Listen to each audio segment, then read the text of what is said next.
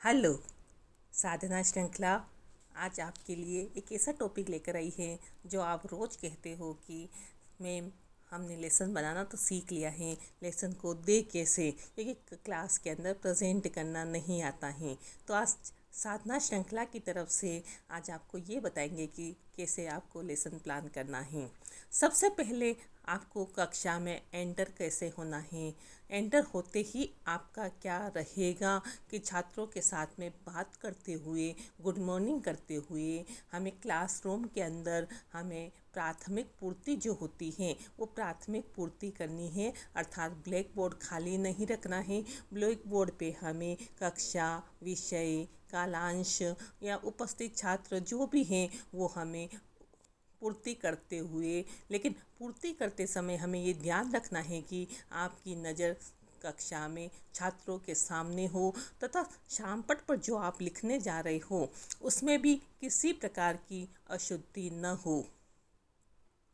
जब आप ये कार्य करते हो तब आपका पूरा ध्यान अर्थात आई कांटेक्ट कक्षा के अंदर होना चाहिए। किसी छात्र को ये नहीं लगना चाहिए कि आप पूरा का पूरा शामपट पर लिखने का कार्य कर रहे हो।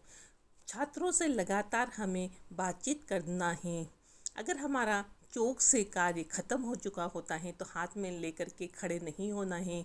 हमें चौक को एक तरफ रख देना है, न दस्तर हाथ में लेना है।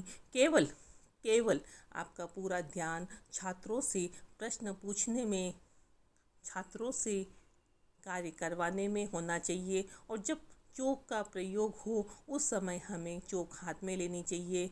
यहाँ पर हम आगे बढ़ते हैं। प्रकरण के लिए हमने प्रस्तावना प्रश्न पूछे। प्रस्तावना प्रश्न के बाद में संभावित उत्तर आते ही हमें प्रकरण शामपट पर लिखना है, वो भी अंडरलाइन युक्त। जब हम प्रकरण को लिख देते हैं शामपट पर चौक नीचे रख दीजिए। और चौक नीचे रखने के बाद में हमें उद्देश्य कथन बोलते हुए यहाँ पर प्रकरण को लिखना है। प्रकरण को लिखने के बाद में हमें पाठ का विकास करना है। पाठ का विकास करते समय छात्रों की, वापस बता रही हूँ मैं यहाँ पर, छात्रों की पूर्ण सहभागिता अर्थात छात्रों से विकासात्मक प्रश्न पूछते हुए हमें फर्स्ट टीचिंग पॉइंट शामपट पर लिखना है। जिसे ही हम शामपट पर विकासात्मक प्रश्न पूछने के बाद में फर्स्ट टीचिंग पॉइंट लिखते हैं, उसी के साथ हमारा शामपट कार्य शुरू हो जाता है। हमें छात्राध्यापक कथन बोलते हुए, शामपट पर समझाते हुए, टीचिंग एड को काम में लेते हुए करना है, न कि बस केवल बोलना है, लेक्चर देना है। ऐसा नहीं है। आप जो भी छात्राध्यापक कथन करते हो, शामपट का पूरा पूरा उपयोग आपको करना है। शामपट का उपयोग कर सकते हो, टीचिंग एड बता सकते हो, कोई मॉडल दिखा सकते हो, या शामपट पर ही डायग्राम बना करके अपना विश्लेषण कर सकते हो। आपका विश्लेषण करते समय हमें ये ध्यान रखना है कि छात्र आपकी तरफ देख रहे हैं या नहीं हैं, क्योंकि आपने रुचि उद्देश्य लिए होंगे, आपने ज्ञान और कौशल उद्देश्य लिए होंगे।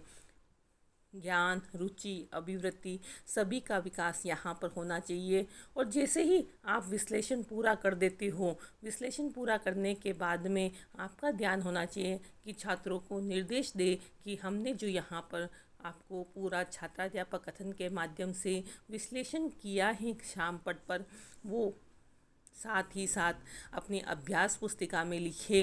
ये देखिए, लिखने के बाद में थोड़ा सा पीछे की तरफ आना, देखना कि कहीं कुछ गलत तो नहीं लिख दिया।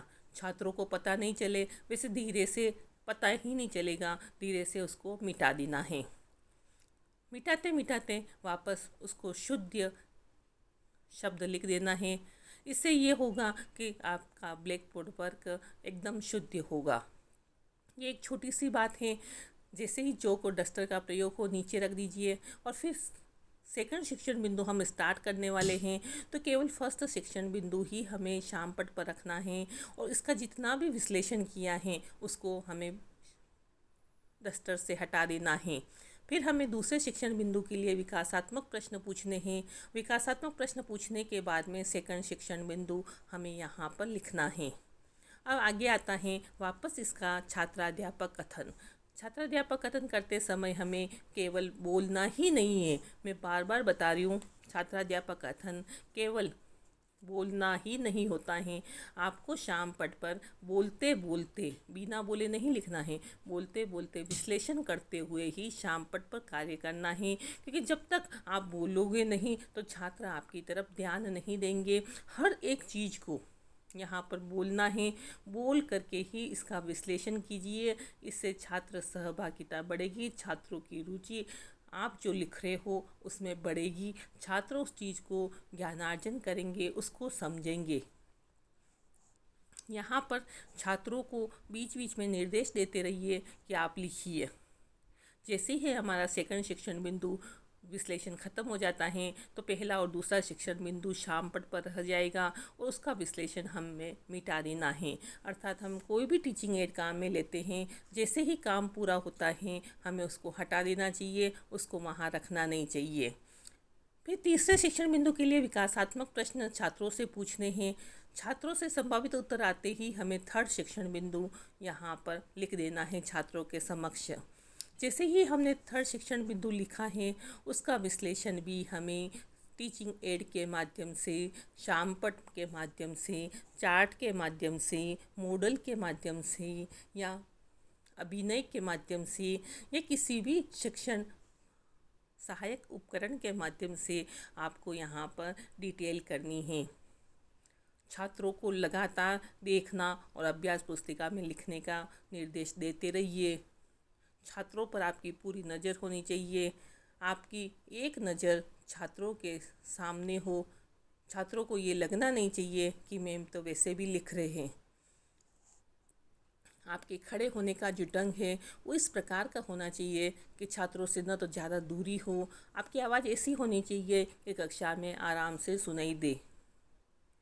यहाँ पर जो शामपट वर्क किया जा रहा है, इतना शामपट वर्क, इतने बड़े अक्षर हो यहाँ पर कि छात्रों को अच्छे से दिखाई दे, अर्थात लास्ट बेंच वाले को भी यहाँ पे दिखाई दे।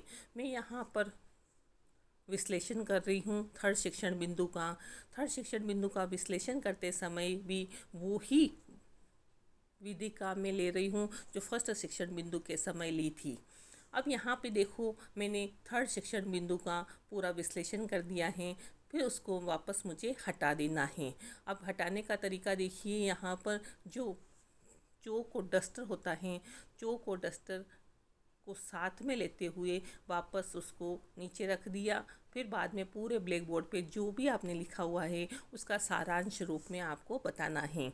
जैसे ही आप सारांश रूप में बता देंगे तो उसका मूल्यांकन करने का समय आ गया है। अब चौक और डस्टर, चौक को नीचे रख दीजिए, डस्टर से आड़े से तिरछा, आड़े से आड़ा, ऐसा करके हमें मिटाना है। ऐसे खड़े खड़े नहीं मिटाना कि सारी चौक अपने ऊपर ही आ जाए।